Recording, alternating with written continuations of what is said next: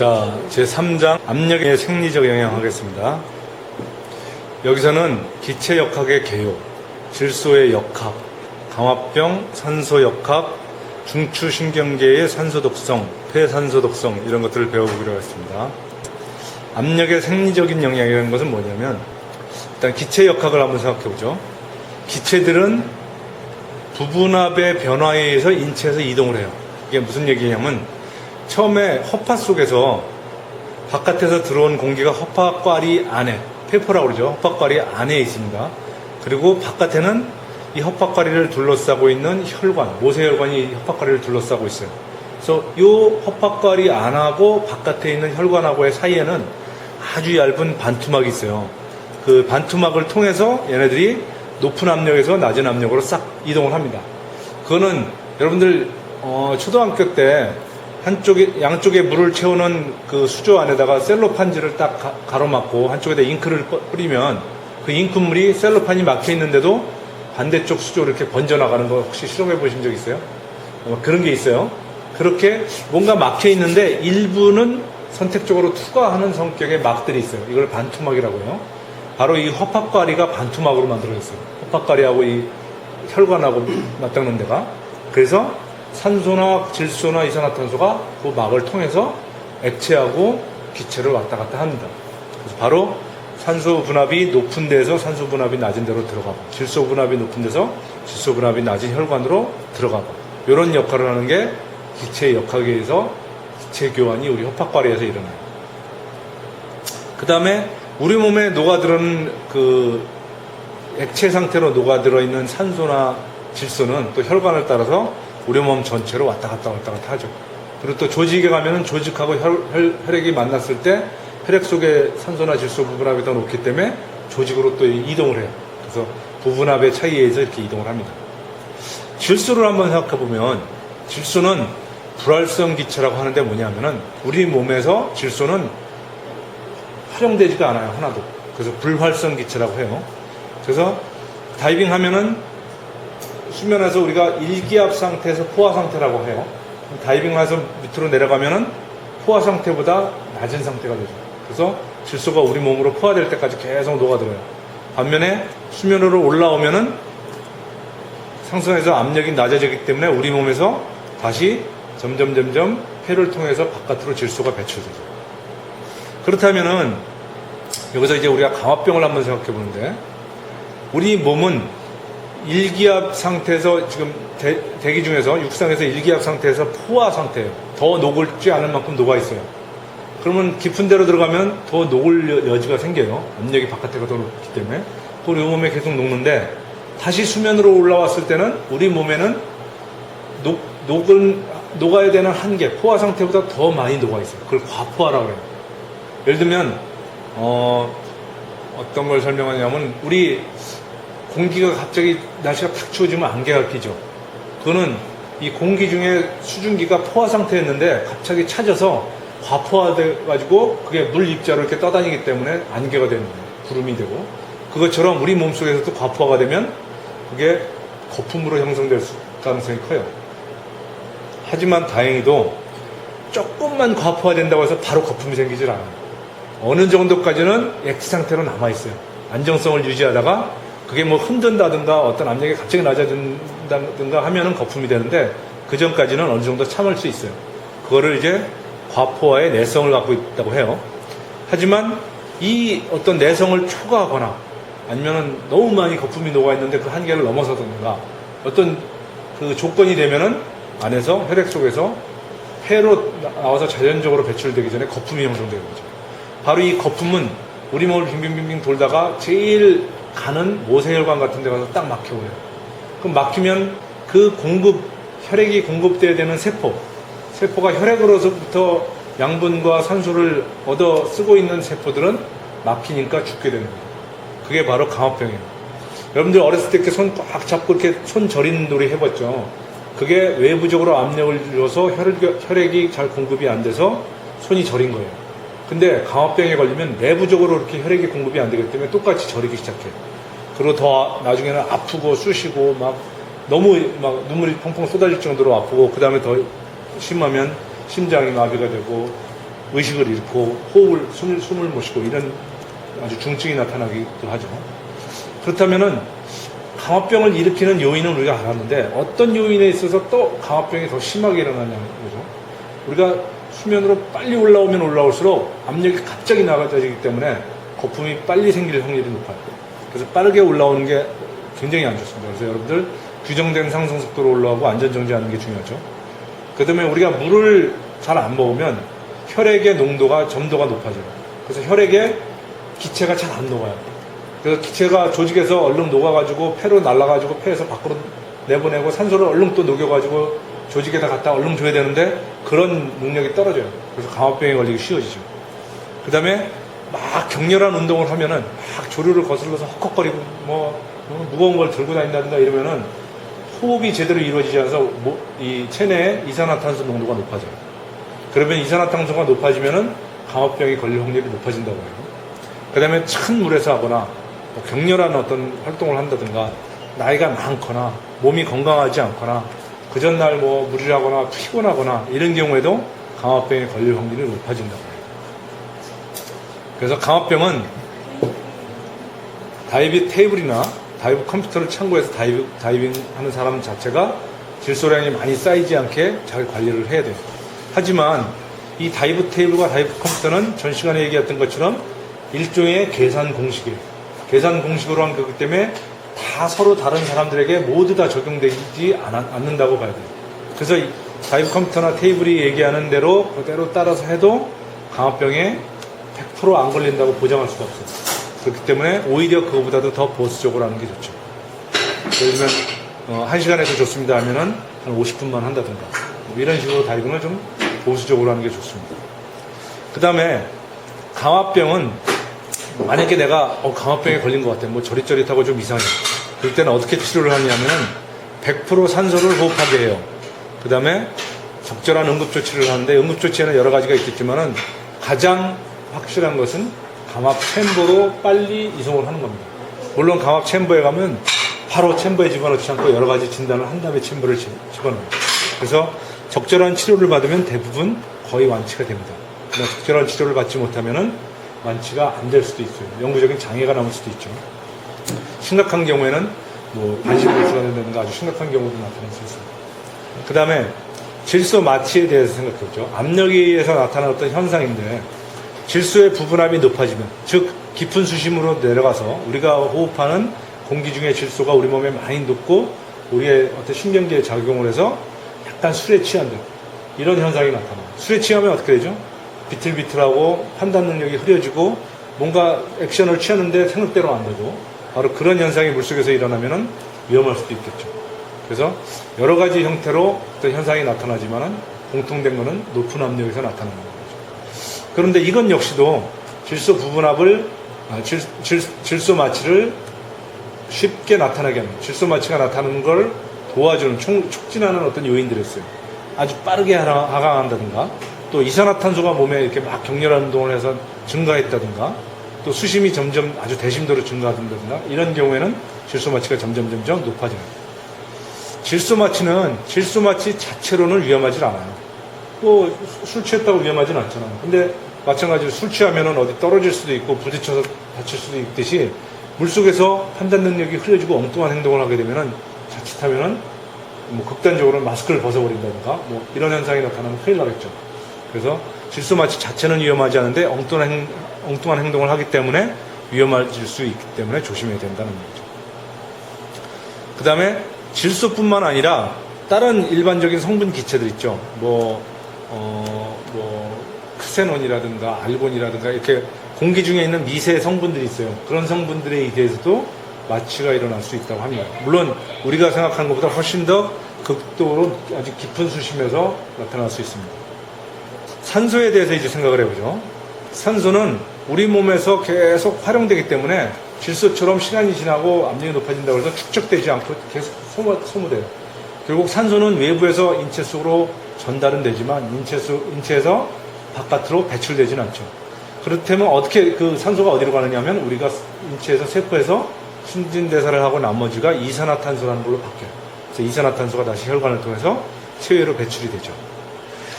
우리가 호흡을 이제 막 하잖아요.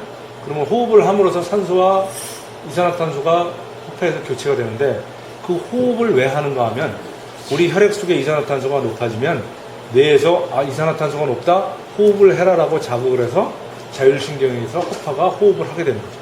그래서 어떤 사람은 우리가 산소가 좀 부족해지면 산소가 부족하다고 뇌가 판단해서 호흡을 하게 한다고 하는데 사실은 이론적으로 보면 산소와는 관계없이 이산화탄소가 많아져서 호흡을 하게 합니다. 산소도 아까 질소가 우리 몸에 많이 녹으면은 여러 가지 상황이 발생된다고 하듯이 산소도 우리 몸에 축적은 되지 않지만 산소 부분압이 높아지면 우리 몸에 어떤 현상들이 일어나요. 하지만 우리 인체도 어느 정도까지는 우리가 보통 쓰던 압력보다 높은 어느 정도의 압력까지는 견뎌내요. 근데 그 높은 압력보다 더 높아지면 그 한계보다 높아지면 중추신경계에 영향을 받아요. 중추신경계라는 것은 CNS라고 했는데 Central Nervous System이라고 합니다. 뇌, 척추 이런 데서 온 몸을 통제하는 근육을 통제할 수도 있고 자율신경계통이 전부 포함되는 얘기입니다. 그래서 이 중추신경계가 영향을 받고 마비가 되면 몸이 경련을 일으킨다든가 감각이 없어진다든가 운동 능력이 떨어진다든가 이런 현상이 나타나죠. 그래서 만약에 물속에서 제일 무서운 게 뭐냐면 기절을 하는 아니면 자기도 통제할 수 없게 막 근육이 떨리는 경련 같은 게 일어나면 호흡기를 놓치고 익사할 수 있죠. 그래서 산소 중독이 매우 위험하고 조심해야 되는 거예요. 그러면 중추신경계가 산소 독성이 나타나면 어떤 현상이 나타나냐면 일단 몸이 경련이 일어나요. 자기가 통제할 수 없을 만큼 뭐 떨린다든가 굳어버려요. 그 다음에 눈이 잘 안 보여요. 시각이 이상하게 왜곡되거나 그 다음에 괜히 기분이 좋고 행복해져요. 그 다음에 속이 메스꺼워지고 귀에서 뭔가 울리는 소리가 들리고 자기 맥박 소리 같은 게 들리고 그 다음에 성격이 조급해지거나 뭔가 변해요. 그 다음에 어지러움을 많이 느껴요. 그렇다면은 이 산소 중독이 또 더 가속화되도록 촉진하는 요인이 뭐냐면 운동량을 많이 해서 이산화탄소가 몸에 축적이 되면 산소 중독이 잘 나타나요. 그래서 이 산소 중독은 산소라는 것은 약품을 사용하는 것처럼 감기약을 적정히 먹으면 좋은데 너무 많이 먹으면 오히려 부작용이 나타날 수 있듯이 약품처럼 대하는 것이 좋습니다. 그래서 중추신경계 산소 독성은 가장 무서운 게 사전에 어떤 징후가 나타나질 않아요. 그래서 사전 징후가 나타나지 않게 약간의 어떤 실마리라도 있으면 뭔가 좀 기분이 안 좋거나 뭔가 이상하다고 생각하면 그거는 실제로 뭔가 잘못됐을 가능성이 큽니다. 그래서 작은 느낌도 굉장히 좀 이렇게 감각적으로 찾아낼 필요가 있고요. 그 다음에 물속에서 다이버가 경련이 일어나요. 그러면 자기 자신이 그걸 회복할 수가 없어요. 그래서 옆에 있는 짝이 뭔가 통제력을 회복할 수 있도록 수면으로 끌어올리는 것들을 도와줘야 돼요. 근데 휙 끌어올리면 안 되고 산소 중독은 물속에 좀 있어도 괜찮은데 익사할까봐 문제가 되죠. 그래서 레귤레이터가 빠지지 않게 잘 물게 해주고 수면으로 적절하게 끌고 올라오면 됩니다. 호흡기가 입에 있는 경우에는 떨어뜨리지 말고 그대로 그냥 빠지지 않게 잡아만 주면 돼요. 근데 호흡기가 입에서 떨어졌는데 다시 호흡기에다 놓고 막 퍼지 밸브로 누른다든가 이렇게 하면 안 돼요. 잠깐 숨을 못 쉬는 건 크게 문제가 안 돼요. 근데 오히려 이 안에 뭐 잘못해가지고 폐가 과팽창이 된다든가 폐에 물이 가득 찬다든가 이런 상황들이 안 일어나게 그대로 끌고 올라와서 인공호흡 수면에서 하고 119나 의료진에 연락해가지고 가능한 빨리 치료를 받게 하는 게 가장 중요합니다. 때로는 어떤 사람들은 밖에 나왔는데 괜찮아 하고 툭툭 털고 일어나는 경우도 있어요. 그래도 반드시 의사한테 보여야 돼요. 왜냐하면 2차적인 어떤 익사 현상이나 폐에 어떤 감염이 된다든가 이런 게 일어날 수 있기 때문에 반드시 의사한테 보여야 됩니다. 그 다음에 산소 중독이 높은 압력에서 일어나는 반면에 폐산소 독성이라는 것도 일어나요. 이건 뭐냐면은 굉장히 오랜 동안 특히 그 포화 잠수를 하는 직업 잠수부라든가 아니면 응급실에 입원 환자들처럼 오래 산소를 꽂고 있다든가 이런 경우에 마른 기침이 많이 나고 폐가 붓고 이런 경우가 나타난다고요. 이게 바로 전신 산소 중독, 인체의 다른 부분까지 퍼져서 전신 산소 중독 또는 폐산소 중독이라고 얘기합니다. 하지만 이거는 이 산소에 오래 노출됐을 경우, 며칠 동안, 몇 주일 동안 노출됐을 경우, 예를 들면 이런 어떤 현상이지, 우리처럼 잠깐 1시간, 2시간 동안 높은 압력에서 산소를 사용하는 것들은 여기에 포함되질 않아요. 그래서 우리가 얘기하는 스포츠 다이빙에서 나이트로스를 쓰면서 폐산소 독성이 걸린다는 것은 아주 거의 일어나지 않는, 별로 신경 안 써도 되는 그런 문제입니다. 또 한 가지는 폐의 압력 손상이 발생할 수도 있어요. 이건 뭐냐면 여러분들 잘 알다시피 폐 속에 공기가 들어있는데 숨을 참고 수변으로 올라온다거나 할 때 효과적으로 폐에 있는 팽창되는 공기를, 압력이 낮아지니까 팽창이 되겠죠. 그걸 빨리 배출하지 못해서 폐가 찢어지거나 터지는 거죠. 그래서 뭐 기흉이라든가 종격기종이라든가 피하기종이라든가 이런 현상이 나타납니다. 간단하게 말씀드리면 기흉은 폐하고 폐를 감싸고 있는 늑막강 사이가 찢어져서 공기가 들어가가지고 염증이 생기는 거죠. 그 다음에 종격기종은 심장 주위에 거품들이 모이게 되는 거고, 피하기종은 피부 밑에 거품들이 모이는 거예요. 그 다음에 또 한 가지는 이런 것들을 통칭해서 동맥의 공기색증증이라고 얘기하기도 해요. 하지만은 실제로 동맥의 공기색증증은 아주 작은 폐포에서 허파과리와 이렇게 기체가 교환되는 작은 멤브레인, 그러니까 반투막들이 있다고 그러잖아요. 그 막이 턱 찢어지는 거예요. 그러면 마치 주사기로 공기를 혈관에 주입하듯이 공기가 그 관을 통해서 모세혈관으로 쪼르륵 들어가요. 그래서 그 공기들이 돌아다니다가 또 혈관을 막아가지고 감압병처럼 저리고 아프고 실신하고 이런 현상이 나타나죠. 바로 그게 공기색전증입니다. 불행히도 공기색전증이 가장 경직해요. 그러니까 폐가 찢어지면 퍽 터지거나 와장창 찢어지거나 이러지 않고 처음에 허파과리 끝부터 탁 터져요. 거기까지 터지는데 문제는 이게 가장 심각합니다. 기흉이나 이런 것들 완전히 찢어지면 그거는 염증 치료하면은 몇 주일만 있으면 나요. 근데 이 동맥에 공기가 들어가는 공기색전증은 혈관 내로 버블이 움직이기 때문에 그게 뇌에 간다든가 위험한 데 가면 큰일 날 수가 있어요. 그래서 항상 호흡을 멈추지 말고 주기적으로 호흡하는 것을 잊지 말라고 다이버들에게 같이 가르쳐야 됩니다. 마찬가지로 폐 압력 손상의 어떤 응급처치나 대처는 감압병하고 거의 똑같습니다. 100% 산소를 호흡하게 하고, 또 다른 어떤 부분이 있으면 뭐 기도를 개방한다든가 심장이 멎으면 CPR을 실시하다든가 이렇게 하고, 궁극적으로는 챔버 치료 같은 궁극적인 적절한 치료를 받게 해야 됩니다. 그래서 이 감압질환이라고 보통 얘기하는데 디컴프레션 일리스라고 얘기하는데, 이거는 광범위한 개념이고 거기에는 감압병도 포함되고 동맥의 기체색전증도 포함되고 폐 과팽창 증상도 포함이 됩니다. 그래서 이 세 가지를 전부 통칭을 해서 감압질환이라고 얘기합니다. 그 다음에 이 상해는 감압병만 발생할 수 있고 폐 과팽창 중에 일부 증상만 발생할 수 있지만, 때로는 전체 그 증상이 한꺼번에 발생하기도 합니다. 그 다음에 감압병이나 동맥 기체 색전증이나 폐과 팽창 증상 이런 것들은 응급처치 방법이 거의 비슷해요. 산소 주고 필요한 CPR이나 구조호흡이나 하고 재합실로 들어가서 근본적으로 치료를 하는 거죠. 자, 문제를 한번 풀어보겠습니다. 하강하면 폐 속의 각 기체에 무엇이 증가하기 때문에 혈액으로 더 많은 기체가 흡수되는가요? 부분압이 증가합니다. 질소뿐만 아니라 산소도 부분압이 증가합니다. 질소가 일정 압력에서 인체의 조직에 흡수될 수 있는 최대량이 흡수된 상태를, 흡수될 만큼 거의 완전히 다 꽉 채워졌을 때를 뭐라고 그러죠? 포화 상태라고 하죠. 그 다음에 다이버가 하강하면 폐 속의 질소 부분압이 증가하여 더 많은 질소가 체내에 흡수되고 축적되는 거죠. 그 다음 4번, 체내의 모든 조직들은 동일한 속도로 질소를 흡수합니까? 틀리죠. 각자 뼈나 조직이나 지방이나 이게 다 틀리게 흡수가 되죠. 배출도 또 틀리게 되죠. 그래서 다이버가 상승하면 폐 속의 산소 부분압이 감소하여서 질소가 체내에서 체외 몸 바깥으로 어떻게 되죠? 질소가 배출되죠. 다이버는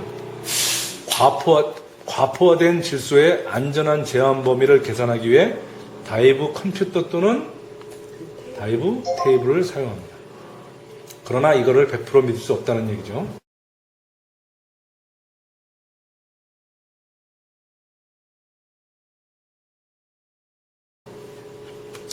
다이브 컴퓨터와 다이브 테이블은 항상 감압병의 위험이 없이 다이빙하는 방법을 알려줍니까?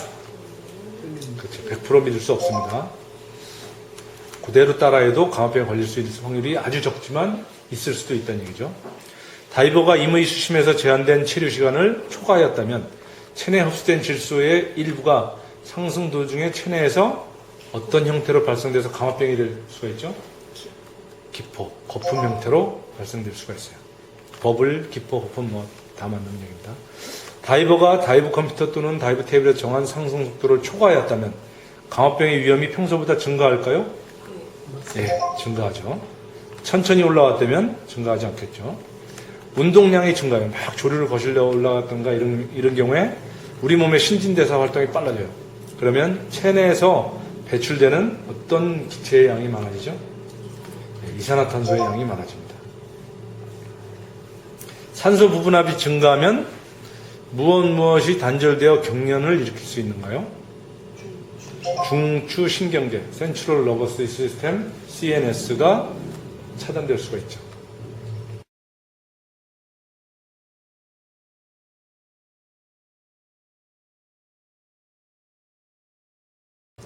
중추신경계의 산소 독성은 경련이 발생하기 전에 사전 징후가 나타납니까? 예, 나타나지 않아요. 그래서 뭔가 기분이라도 이상하면, 뭔가 잘못된 것 같으면 그건 잘못될 확률이 있으니까 확률 게임에 싸우지 말고 안전하게 상승해서 확인해 보는 게 좋겠죠. 그래서 무엇인가 잘못됐다고 느껴지면 잘못된 것이라고 단정하는 것이 맞습니다. 폐산소 독성은 스포츠 다이빙 활동에서는 별 문제가 되지 않는가요? 네, 맞죠. 이거는 직업 잠수라든가 오랜 병원 생활을 한다든가 이렇게 특수한 경우에만 적용이 됩니다. 기도가 개방되어 있는 한 폐 속의 기체 압력은 주변과 동일합니까? 네, 맞죠. 폐 속의 압력이 주변과 동일하지 않으면 공기가 오히려 밖으로 빠져나가든가 강제적으로 들어오겠죠. 그래서 여기까지 3장이 끝났고요. 여기까지 질문 있으면 하세요.